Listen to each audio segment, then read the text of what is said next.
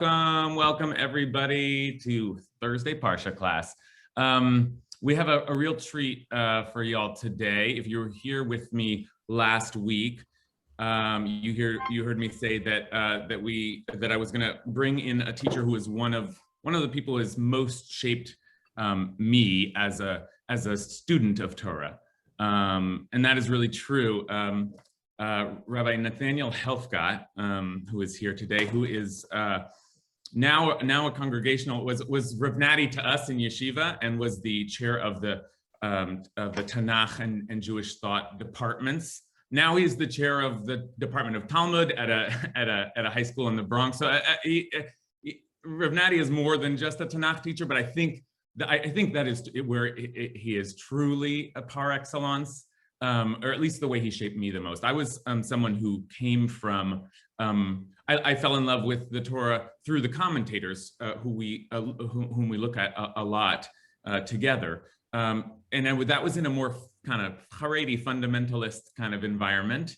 And when I ended up in rabbinical school with Rav Nati, I was taught through his method and his eyes to come to see the beauty of the Torah itself, without the help of the commentators, whom Rav Nati is a teacher of, and I continue to love. But from Rav Nati, I really learned to just see the wonder of this text, and that's something that's been just inspiring me ever since. So it's really shaped my life. So I'm so grateful to have you here, Rabbi Nathaniel Helfgot, to share with you all some of the Torah that really has shaped me and through whatever I've been able to do, shaped our learning together in this community at IKAR.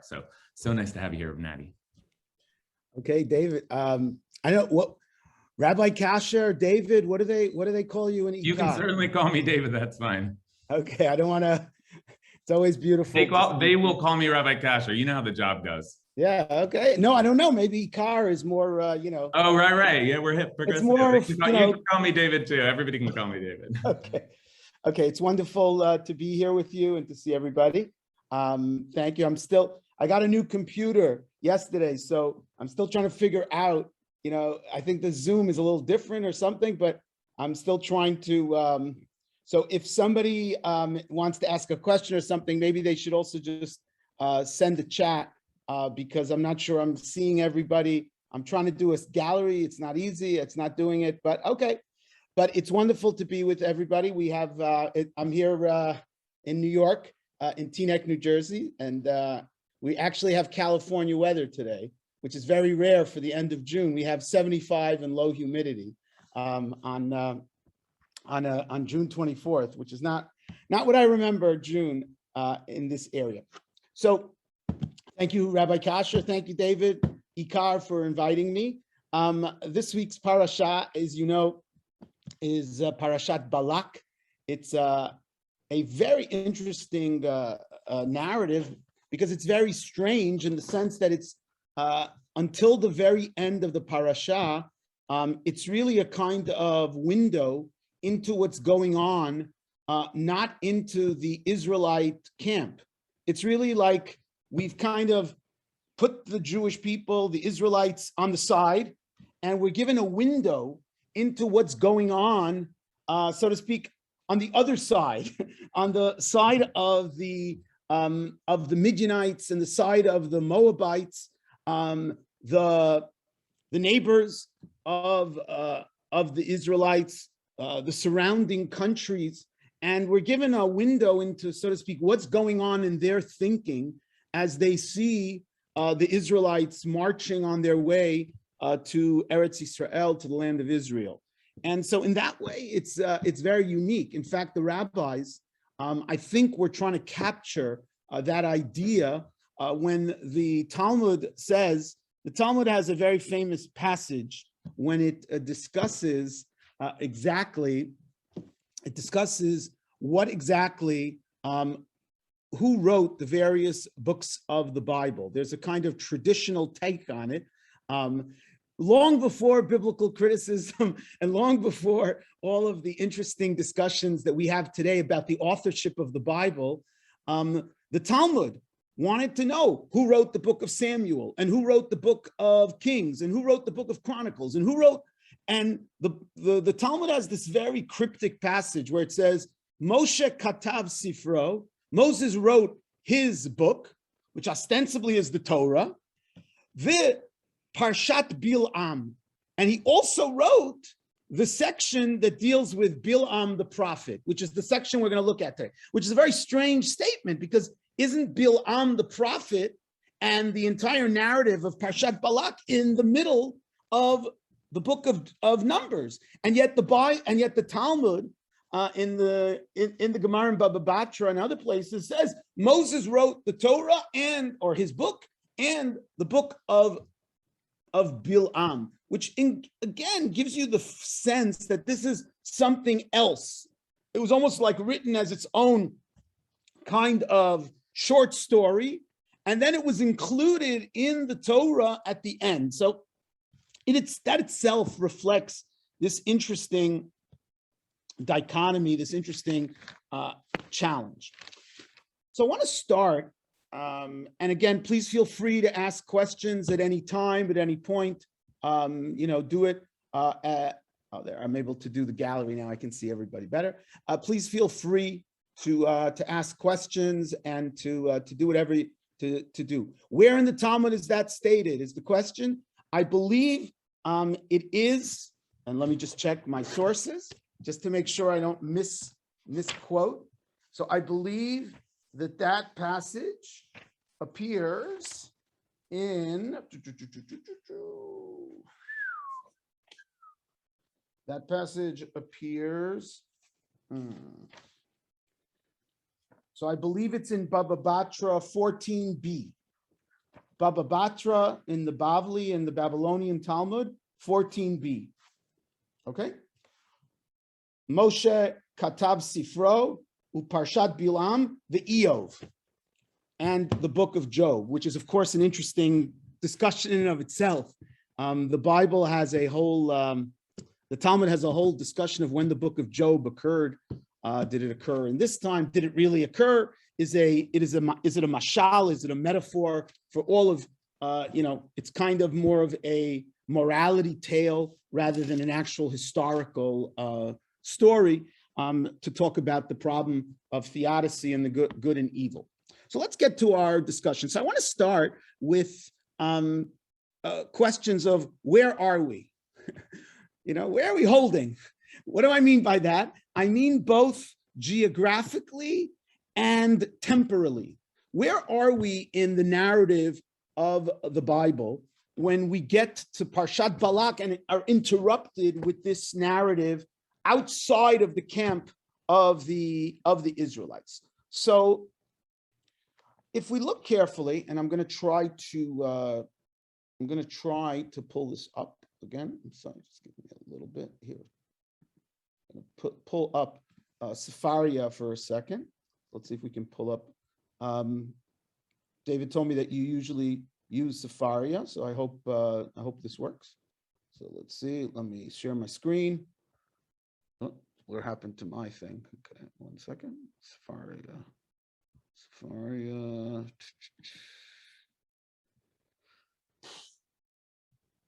David, are you also a co-host?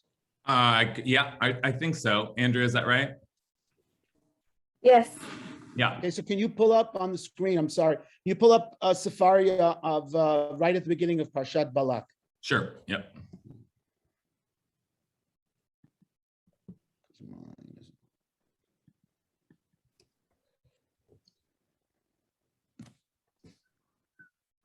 Okay. Let's see if we can get it.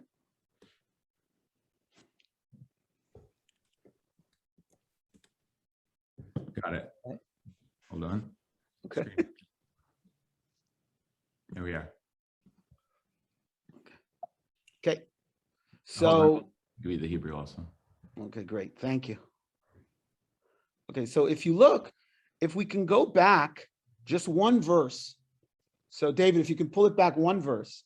So right at the end of the last week's Parshat Chukat, the Bible tells us, Vayis'u b'nei Yisrael vayachanu ba'arvot Moab, the Jewish people, the Israelites, marched and they encamped on the steeps of Moab, across the Jordan from Jericho, meaning they are at the last place that they will reach before Moses will die, before the Israelites will enter the land of Israel, crossing over into Jericho.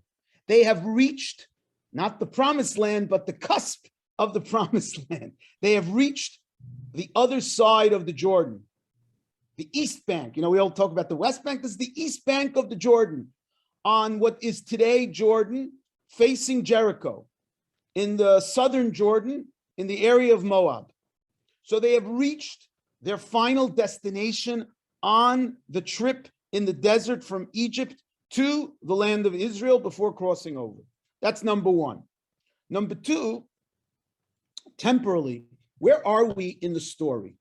So if you look back, so David, can you pull it back to chapter 20? And let's go to the story of the death of Aaron. A little further.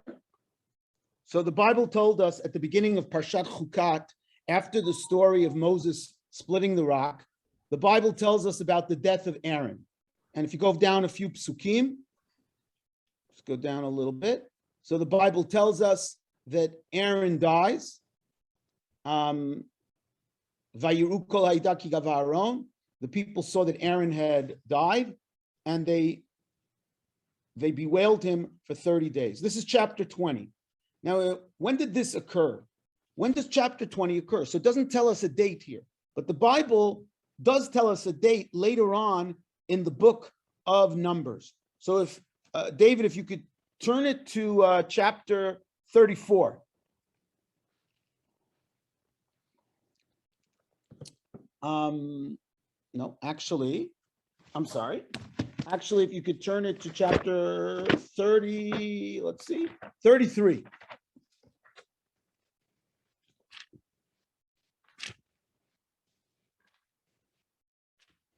This is the beginning of the Parasha Mas'eh, which is the recounting of all of the, exactly, right there. It's a recounting of all of the travels and journeys in the desert, which is summarized at the end of the book of Numbers, right before Moses' grand speech in the book of Deuteronomy. So the Bible says, when it recounts that they reached the land of Edom, right before they reached the land of Moab, Vayal Aaron HaKohen el Har al pi Hashem, Vayamad sham b'shnat ha'arba'im l'tzeit b'nei Yisrael me'eretz Mitzrayim, b'chodesh ha'chamishi be'echad l'chodesh. So the Bible tells us that Aaron ascended the mountain in the 40th year after the Israelites had left the land of Egypt, on the first day of the 5th month. The 5th month is ostensibly, if we count in the Bible, we count the months not from, we're counting from Nisan, because in the Jewish calendar in the Bible, the year begins at Nisan, not at Tishrei, like we sometimes do it, with Rosh Hashanah.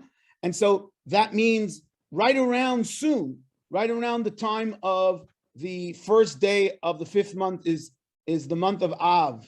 Right before the 5th month is the month of Av. So the Bible is telling us that chapter 20 and 21, and therefore ostensibly 22, because if you keep going here, David, go down a little bit. So they reached, the last place that they reached is Vayachanu ba'arvot Moav al ba'arvot Moav al Yarden Yericho Vayachanu al Hayarden mibeit ha'yishimot ad Evel Shtim ba'arvot Moav. This is where they encamped, and now the narrative continues. So the Bible is telling us the story and talks to them about capturing the land of Israel, etc. So if we close it for a second, temporally, where are we? We are at the end of the journey. We are at the cusp of entering the land of Israel. Aaron has died. In the beginning of last week's parasha, Miriam has died. Moses is told that he is not going to lead the second generation into the land of Israel because of the sin or the mistake, whatever you want to call it, of hitting the rock instead of speaking to the rock, which reflects on his leadership. The Bible is, so to speak, come to a terminus. The Torah has come to a terminus in terms of the life. The first generation is no longer They are gone. And not only the people, but also the leadership. They're almost on their last legs. Moses is going to give his last speech, and they are geographically about to. And now the Bible tells us this story. So again, just to frame where we're starting at the end, so to speak, but the beginning of the second generation. The first generation has basically died out with the story of the spies and the story of Korach. And all of a sudden, the book of Numbers, which is a book of transition from one generation to a new generation, is now about to enter into that realm. And all of a sudden, we have this story. And I don't know if David spoke about this in some of his shiurim the last few weeks, but one of the important things that occurs in this book, in the book of Numbers, is the constant paralleling of the first generation and the second generation. That many of the events, narratives, stories that occurred to the first generation also occur to the second generation, but in a little bit of a different form, which itself is, very interesting in terms of how they are able to handle some of the same challenges, or they're not able to handle the same challenges. And what do they do with it? And what do they not do with it? Just to give 3 examples from last week's Parsha, the Bible tells us a story about water, the water story of Moses hitting the rock and Moses losing patience with the people. And Moses, take this away. And Moses losing patience with the people. Let's see if it works now. Nope. Okay. So David, can you pull back the screen? Thank you again. Back to Parshat Helfgot. And we had a number of episodes. We had the story of Moses and the water. This is very similar to the story of Moses and the water back in, right when they left Egypt. When they left Egypt, if you recall from the book, 20 is good. 20 is good.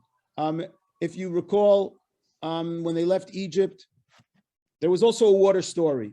And they also were confronted with a similar dilemma of not having enough water. And there Moses actually does hit the rock. Here God wanted him to speak to the rock. We also have a story later on in this chapter, in this book of Helfgot. David, if you keep going a little bit, we have a song. The Jewish people sing a song. Okay? Az Yashir, which should be very familiar to us. Az Yashir Yisrael et Hashira Zot, Ali Be'er Enula. Then Israel sang the song, this song. They sang a song about water, the water that had been dug, which of course reminds us of the song that they sang when the water split right after they left Egypt. Az Yashir Moshe, Uvenei Zot Hashira Zot. And then we also have a battle with the Amalekites. In this book, in Helfgot, they fight a battle which they're successful. This second generation, as opposed to the first generation, which was not able to be successful. Yeah, it's actually before this. It's actually before, if you go back. Want to go back. Sorry, thank you for David for doing the heavy lifting here. I'm sorry, the computer is not helping me. Okay. Yeah. Nope. Keep going back to 20. Let's go slow in 20 after the May Mariva story. Okay. Keep going. And yeah, after Aaron dies, the Bible tells us about, they go into battle, and that's it. It's okay.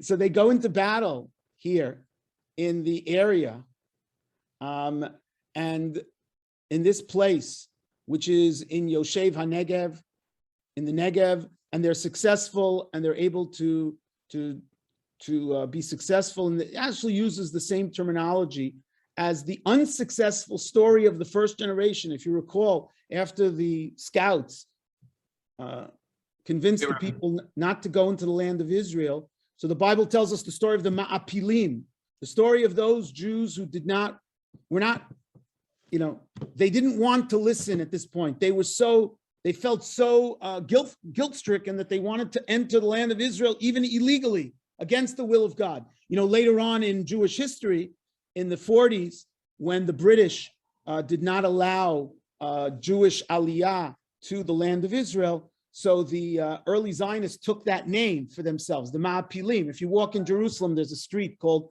Rehov HaMa'apilim,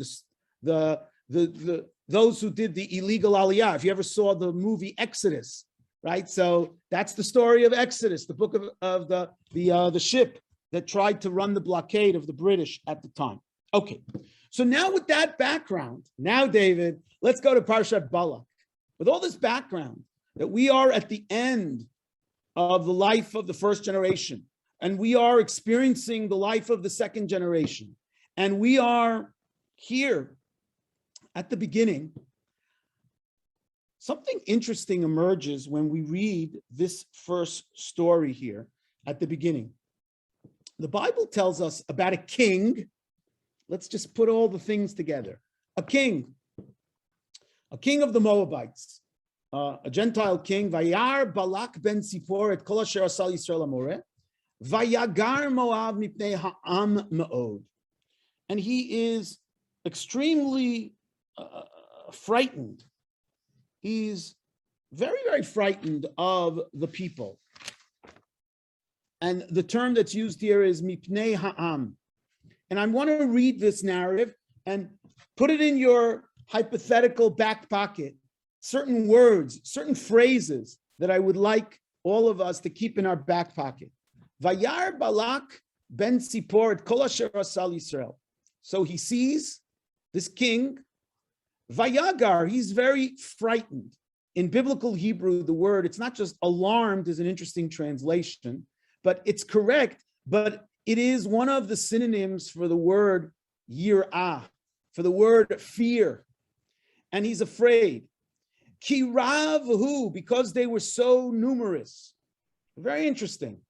A king who sees a people because they are very numerous. Vayakatz Moab mipnei bnei Yisrael.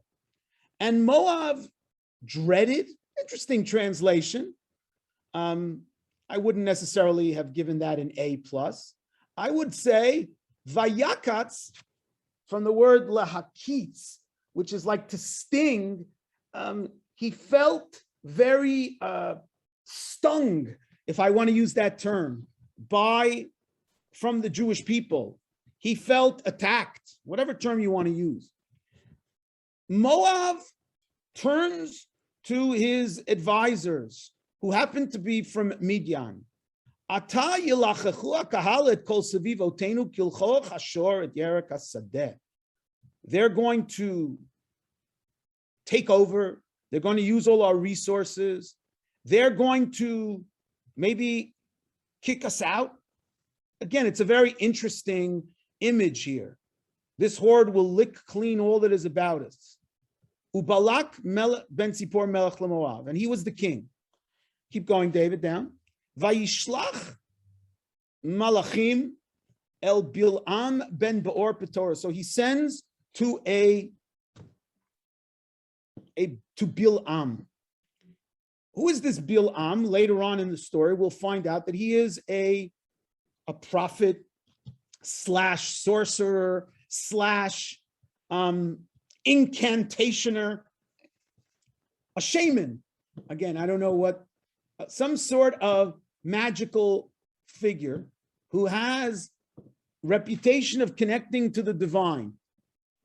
So we have a king, we have advisors, we have a people who are seen as a threat. A king, a people who are numerous and seen as a threat. And he continues, Hine am yatzami mitzrayim, hine chisat ein aretz. This people has left Egypt, which is very interesting, because this is already 40 years later. A people that left Egypt.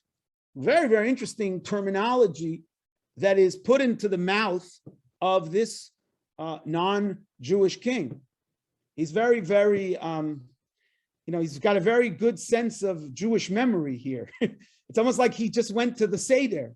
He was invited to the Seder, and he has a sense of Jewish history and Jewish memory.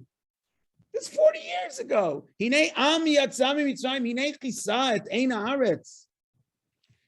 And once again, it's an am, it's a people. Ve'ata, he asks Bilam, L'cha arali et am hazeh, go and curse this people. Ki atzum hu mimeni. Again, they are too numerous. Again, there's a lot of image here of a people that's numerous. And what am I afraid of? Ulai uchal nakebo v'agashnu ki adati, because I know that you are able to, you're the one who, so to speak, you're the one who is able to curse them. So again, so I ask everybody who's listening, you already hear it, but the term, for example, and if we continue here, go down a few verses, David. The word am is repeated again, lo ta'or ta'am, kivaruchu, before Bilam actually encounters the donkey and starts to speak. That's it. So if we go back up slowly, the word am repeats itself. Keep going up a little bit, over and over again. In fact, 7 times. L'chana kavali et ha'am hazeh, etc., etc. Go back up, yes.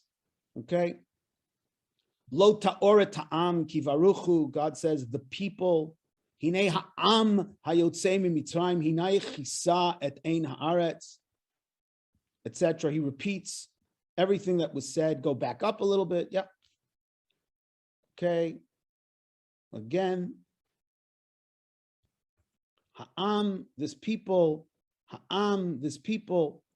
Repetition 7 times. 7 times is a key number in the Bible. 7 times in this interaction between Balak, Bilam, and God about whether Bilam should go on this mission. So immediately, and anybody can throw in, anybody can, what do you immediately imagine?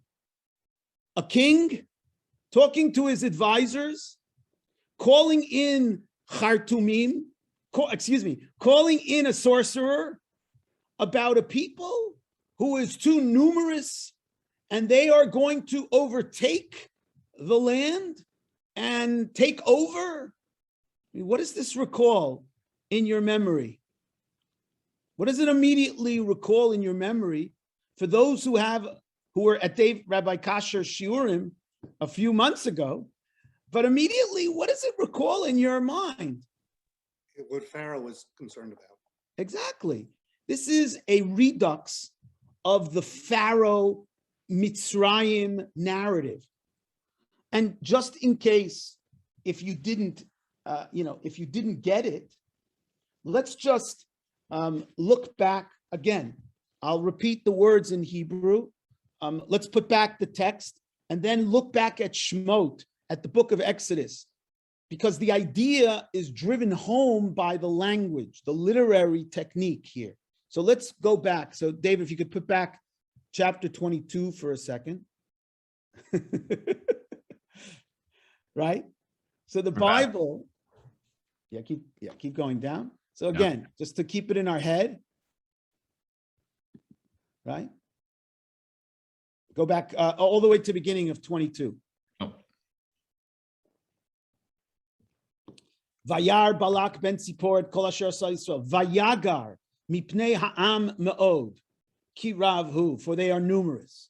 Vayakatz Moab. So let's keep all those words in our, right? Vayakatz, Vayagar. And then he says to the Zekenim, they're going to take over. Keep going.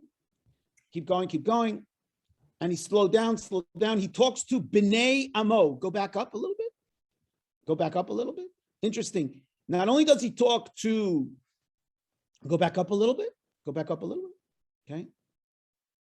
Vayishlach malachim el, let's go. El Bilam ben Bor, Asher al nar eretz b'nei amo, the people, his people.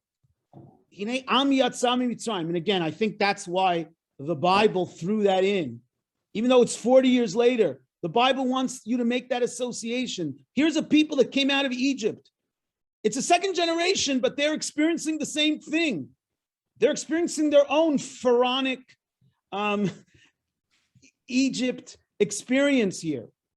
Keep going. V'atalechana arali. Ki atzum hu mimeni. They are too numerous. Let me see if I can kick them out of the land.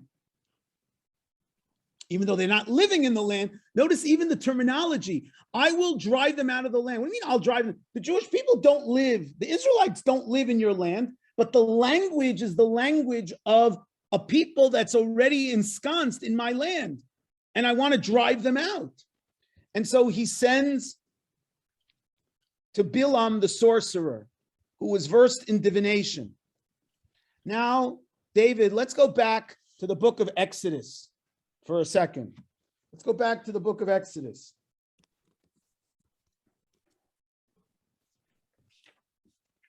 Now, if you look in the book of Exodus, chapter 1, let's remember, stop. Verse 8. Vayakam melech hadash al Mitzrayim asher lo yadat Yosef. Vayomer el amo. He said to his people, Hinei am b'nei Yisrael rav ve'atzum mimenu. The very descriptions, the very adjectives describing the Jewish people, the Israelites, which are used in the mouth of Balak, were first used by Pharaoh. In fact, as many commentators have noted, the word am to describe the Jewish people appears here for the first time in the entire Bible, the beginning of Exodus. In fact, Dave, if you go back up a little bit, one of the most interesting things is the way the book of Shemot begins. Ve'ela Shemot b'nei Yisrael. And these are the children of Israel. Israel here means Jacob. Haba'im Mitzrayim, who came with Jacob. Ish ubeito ba'u. Ruvain, Shimon, Levi, etc., etc. That's the beginning of the book. By verse 7, the Bible uses the same term. U'v'nei Yisrael paru vayishritzu. By now, the word B'nei Yisrael doesn't just mean the children of Jacob. This has already come to refer to the Israelites as a whole. This is the change from 70, from a clan, from a chamula to a people. And the first person who articulates that explicitly is Pharaoh, which is, of course, very interesting. If you've ever read Jean-Paul Sartre's Anti-Semite and Jew, so he addresses, I think he played on that idea. He talks about how the Jew is, so to speak, the anti-Semite creates the Jew. The whole thing, I'm not interested in that right now. But this idea that the first time, the recognition, sometimes the people themselves don't recognize they're already a people with their own ethnic, political, religious sense. And it's the outsiders who, so to speak, can recognize something about the people, the Am. They've become a people. And so all the language here at the beginning of Exodus is paralleled in the language of Bilam, of the Bilam narrative. And it goes on. For example, one of the,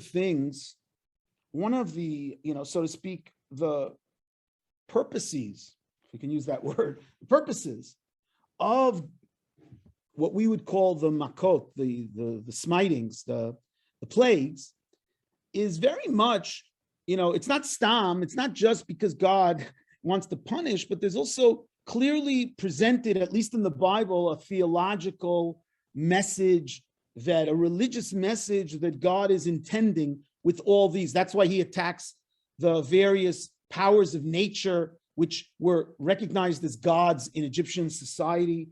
And if you look at the way the Bible divides the aliyot, so David, if you could put back Shemot, but this time, does Sefaria have the division of the aliyot also? Yeah. Okay, so if you go to Parshat Va'era, so 8:6. So look at 8:6, which is the aliyah. Vayomer, God says, Moses says after the Tzefardea, the frogs, which is the end of the fourth aliyah, L'machar vayan ki dvarcha leman teda ki ein kashem Elokeinu, that you shall know that there is no one like the Lord our God. If you turn to Exodus 8:18, which is the next aliyah, once again, L'ma'an teda, and therefore you shall know, ki ani Hashem b'kerev haaretz, I am the Lord in the midst of the land. Go further to chapter 9, verse 16. Again, the aliyot finish. This is very common in many of the parshiot. Whoever broke up the aliyot, they didn't just do it, like they didn't just throw up, pickup sticks and decided to end the aliyah. There's a recurring theme that they want you to hear. Ulaman saper shmi b'chol haaretz. So every aliyah ends so that the listener has in their mind this theological, moral idea. Now, if we turn to the Parshat Balak. Didn't show the aliyot, but we're trusting you. Okay, thanks. But never trust me. At 4 o'clock, you got to go and choose. Okay? Okay. Beseder. Okay, you only can believe in God if you believe in God, but you never believe in anybody, trust anybody. Always check for yourself. Now turn to Parshat Balak, and you'll see the same pattern. If we put up Parshat Balak, chapter 22, we put up the text. Those who divided the aliyot also want to make a statement about the power and who, so to speak, controls destiny and history. And once again, that you should know that God is running the show. So if you look at, for example, chapter 22, verse 20. So that night, God came to Bilam and said, if these men have come to invite you, you may go with them. You can go with them, but, okay. Well, let's see what happened. I just figured out how to include the aliyot. Okay, verse 20. Verse 20, there. Look at that. I actually got it right. Boom. What I say to you, that's what you should do. Turn to Pasuk 38 in the same parak, the same chapter. Okay. Only that which God puts in my mouth I can utter. Chapter 23, verse 26.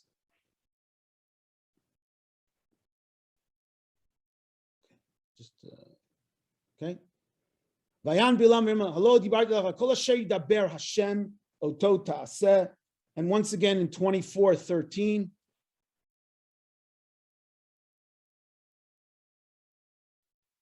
Asher yidaber Hashem oto adaber. Whatever the Lord says, I must say. So there's a recurring theme, just like in Exodus. In the story, there was a recurring theme of Pharaoh and the people would know that there is a God in the world. And here, there's the recurring theme that Bilam and Balak will learn that whatever God decides to put in the mouth of the prophet, in the mouth of the messenger, that is what it will be. So again, there's this kind of parallelism. And of course, for those who remember the narrative of the Exodus, we of course recall that one of the central figures in the Exodus narrative was the Chartumim, the sorcerers who were the advisors of Pharaoh. And part of the narrative of the plagues is the slow erosion. And even if you just remember it from the Prince of Egypt, okay, the slow erosion of their status in the eyes of Pharaoh and in the eyes of the people. At first, they see themselves as kind of equal to Moses and Aaron, and they can do the same tricks. But then slowly, at a certain point, they can't do it at all. At a certain point, the Bible, in effect, so to speak, humiliates them because they can't stand in the face of Pharaoh because they have boils. And at a certain point, they say, let them go because Egypt is lost. And at some point, they disappear from the narrative entirely. And there's a kind of puncturing of the, not only pomposity of the Chartumim, of the sorcerers, but their power this idea that the gods of Egypt, remember, part of the Exodus narrative is God says, and we say it at the Seder night, Ubi Elohim Mitzrayim esesh fatim, and I will also, give a lesson to the gods of Egypt, that there's some sort of statement that God is trying to convey about the power of the one and only moral force in the universe, rather than these kind of local tribal gods conception. And so too here, Bilam, who is the Kosein, Bilam, who is a sorcerer, and he's called that a number of times in other parts of the Bible, then we understand what's going on. Here too, Bilam is punctured. He thinks he can do whatever he wants. He calls himself, Ne'um HaGever Shetuma Ayin Yodea Da'at Elyon, that he knows exactly the De'ah, the wisdom of the Almighty, and he can manipulate the Almighty with sacrifices. And if he goes here, he'll be able to curse the people. And if he goes there, and of course, it's all punctured time after time. And of course, the greatest puncturing of that pomposity is the story of the donkey, the story of the talking donkey who sees. And again, I'm not getting into whether there was a talking donkey or there wasn't. It's irrelevant. That's not the point of the story.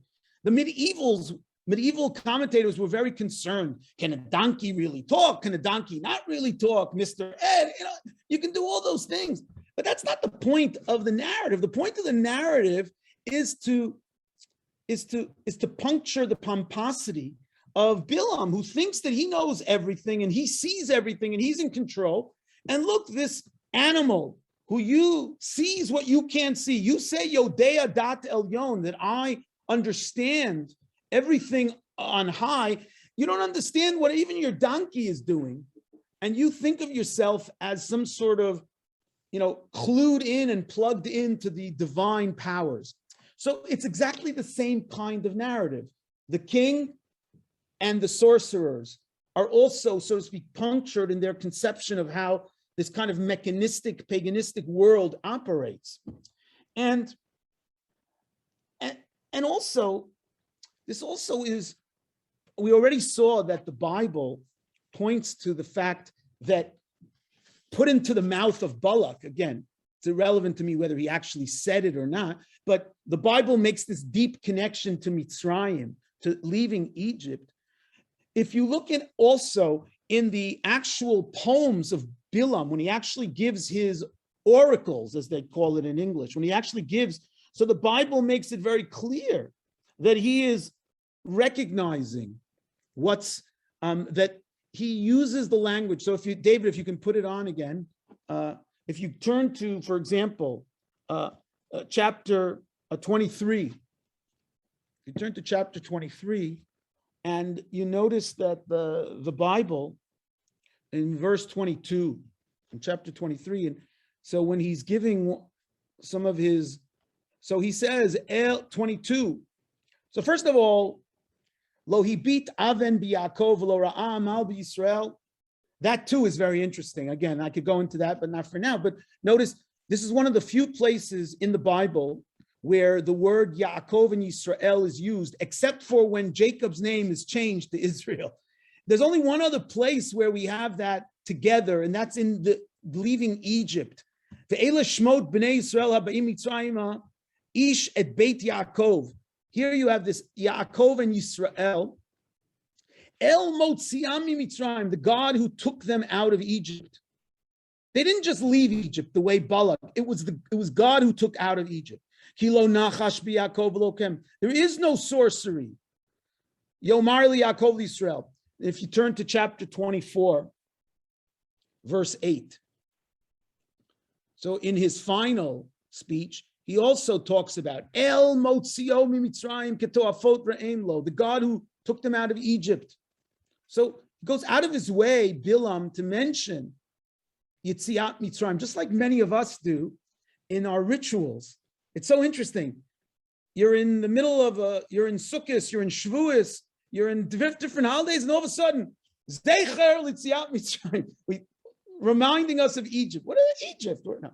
Because everything goes back to that foundational sacred, mythic moment, whatever you want to call it, when the Jewish people emerged as God showing concern for God's creation and God's people, specifically in the context of Eretz Yisrael. And what's interesting is there's an amazing midrash very often, and there's also methodologically, from time to time, the rabbis, they say certain these kind of little comments that sometimes you ask yourself, like, okay, sometimes they're fantastical, or sometimes you just don't see, like, where did they get it from? But once we've already done all this legwork, so David, can you bring up Sota, Bavli Sota 11a, Sota 11a. In Safari, I think you could get it, right? Sota. Great. Let me see if I can find it. Go down a little bit. Go down a little bit. Slow down, slow down, slow down, slow down. Yeah, slow down. Yeah, okay, we start. Okay, keep going. Oh, stop. Okay, so now this Talmudic Agadah is discussing is a kind of Agadic analysis of Pharaoh's first speech. So keep going. And Pharaoh said, Hava nitchakma lahem. Keep going, let us be, right? Keep going. About how he was going to try to kill them. Keep going. Stop. Keep going. Amar Rabbi Chia. A little bit further up. Amar Rabbi Chia bar Abba says, 3 noteworthy people were consulted by Pharaoh in that council, where Pharaoh questioned what should be done. Bilam, Eov, and Yitro. It's fascinating, Agadah. The rabbis pulled Bilam out of the hat and put him into the court of Pharaoh. Where'd they get Bilam and Pharaoh? He's like thrown into, it's historically very difficult. Geographically, it's very difficult. Everything. But agadically, it's perfect. Who would have been there? So what did Bilam? Bilam Shiyat. Bilam, who advised Paro to kill all the sons born to the Jewish people, was punished by being killed in the war with Midian. Job, who was silent, was punished by suffering. Yitro, who ran away as a sign of protest, he ends up marrying, that his children marry into into Moses' family. So yeah, we don't need it anymore. So it's an amazing midrash. The midrash puts Bilam into the court of Pharaoh. Now, when you first read it as a little kid, if you don't understand, the rabbis here had a very profound reading that, yeah, for all intents and purposes, the Bilam narrative could have is a carbon copy of the Paro narrative of the second generation, confronting also an enemy that wanted to destroy them through the power of their gods, through the recognition, through a lack of empathy and sympathy for what they experienced. And once again, God emerges from this past. And once again, this second generation is able to emerge from this passage. Now, one final passage, and this also, you sometimes see very often, and rightly so, we often have a very sharp division between what's called the pshat, the plain sense of the text, the midrashic reading of the text, the homiletical reading of the text, the Kabbalistic reading of the text, the Hasidic reading of the text, the modern reading. We make these divisions, but often I find that when you search a little bit deeper, you sometimes find that they end up in the same place sometimes. And after I first studied many years ago, Parshat Balak in depth, and I started to see the connections, and I thought about that Gemara. So many years later, like many of us, I studied Hasidut. I studied Hasidic texts. I did not study Hasidic texts in my youth. But as you get older, you want to see new things. So I studied the Sfas Emes. David, you ever quoted a Sfas Emes here? I have indeed. Okay. So the third Rebbe of Ger. So I don't know, can you pull up the Sfas Emes on Parshas Balak? Is it on Sfaria? Yeah, but you have to know exactly where. It's kind of hard. Or you can give me the exact lashon and I can just search for it. Ha'am hayotzei miMitzrayim. If you can, maybe you could find it. All right. Sfat Emet. Here, hold on. I'll show it to you while I'm looking, but I think it'll be hard to just find because the Sfas Emes has so many. But this is the Sfas Emes on Balak, but like where in it? Do you know? Right. No, okay. So we can search for another way, but it'll take me a little minute. No, it's okay. So Ha'am what? Ha'am hayotzei miMitzrayim. Ha'am hayotzei miMitzrayim.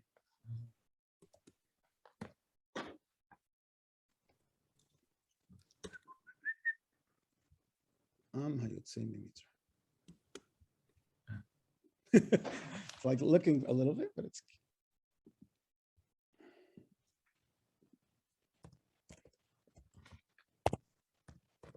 Here, I'll show you what I'm doing. Okay. I could search by, is this the right spelling? No, it was an Aleph. Oh, yeah, right. Okay. So now, no, I don't want the Hamek Davar. What did I just had it?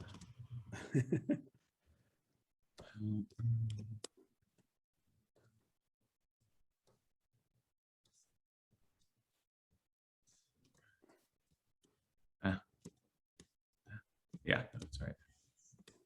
Okay, so now if I filter, this is worth folks knowing because you really can fool around in Safaria this way. Is there a Sfas Emes? There is. Yeah. So let's just do that. Okay, do you know which one it is? Lashon Pasuk? Yeah, that one. This one. 23:4. Great. Okay. So he says, 23. let's see if we can find it. It's I guess 23. go a little bit before. Is there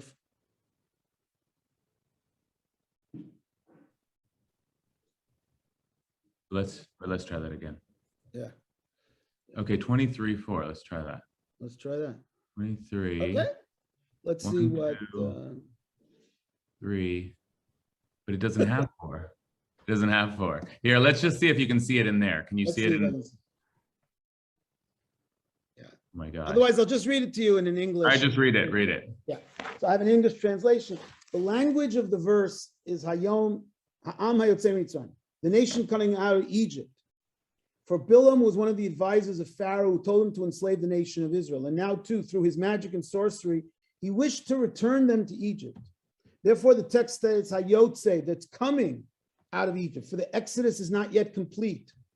Bilam wanted to return them to Egypt. Again, listen to the Hasidic reading. He wants to return them to Egypt. Therefore, in each of the blessings, Bilam mentions God who took them out of Egypt, for he saw that he could not weaken the freedom that God had granted them. And therefore, he connects it to a very interesting Talmudic statement. The Talmud says that some rabbis, the Talmud in Brachot 12b, some rabbis wanted to put the book of Bilam as part of the Shema, the recitation of the Shema. And this is fascinating. Just as there is a mitzvah to remember and mention the Exodus every day, so too one is bidden to remember and mention the kindness that God did for us in thwarting the plot of Bilam the wicked. So this Hasidic take is really an outgrowth of the plain sense of the text.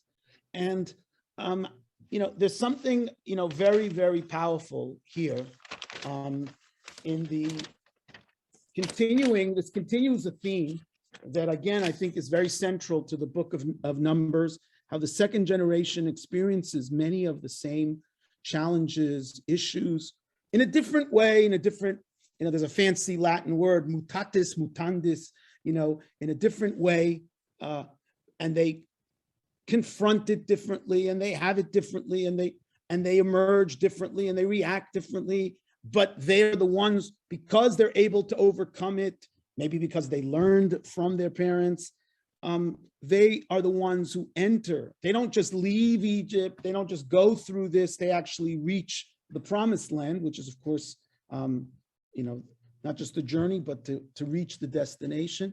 And here the Bible went out of its way, I think, to parallel the story to the Exodus story and drive home this kind of experience of the second generation also becoming an Am, becoming a people, confronting opponents, enemies, those who did not wish it well, the intervention of God's munificence and providence, and God trying to encourage. There's also an element of the universal here, that just as God wanted the whole world to recognize God's power in the story of the Exodus, here too, it's Bilam who is a prophet. This proves Maimonides' famous statement that prophecy is something that's accessible to every person, man, woman, child, Jew, non-Jew, etc. Everybody can learn here in this context. So that's what I wanted to share with you today. I am open for any questions or anything that you wanted to comment on. Still have a few moments before I have to go shopping for Shabbos, but yes.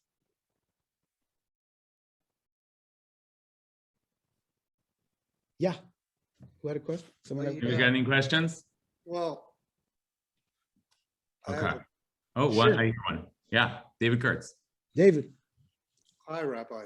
Hi. I'm actually in your neck of the woods. I'm on your coast. I'm in Connecticut, where the Yankees are ahead 7-1 over the Royals at the moment. But anyway, thank you. This was fantastic. It's really interesting to me because a lot of people think Torah, Talmud, everything is about monotheism. It's actually about henotheism. There are many gods. God says there are many gods. It's all over the Torah, but it's about the supremacy of our God, who led these people out of, and this is such an interesting, because all of Numbers is about rebellion, about complaining. So that generation, which I hadn't thought about before until you're teaching, has really failed. I mean, even in some ways, Moses has failed. And that they're now entering into the lands with other people and other gods. God is very concerned about his supremacy, let's say, about these people, leaving everything he's taught them and told them to do, which ultimately they do, all these kinds of things. And it's so interesting that, we have this where obviously Balaam is in conversation with God. So this is going on. That God's talking to all the nations. He's talking to all these other people. I mean, this is one of the many gods that are out there. And so the whole thing is fascinating. I'm not being real clear to my point, but it just seems to me that this whole story at this point is about the supremacy of God, showing the Israelites, punishing those from the last generation. And then what's interesting about this is it ends with Pinchas or Phineas. And he's the one who stands up in front of Moses and, basically gives the finger to all of them. And God is clapping. Just like God, only the two spies who went against the other spies, they are rewarded too. So it really... David, I think we're just heading over time now. Yeah, well, I just want to thank you for the context, because it really, to me, is about generations. And about no problem. Any final thought, Rav Nani? No, I just...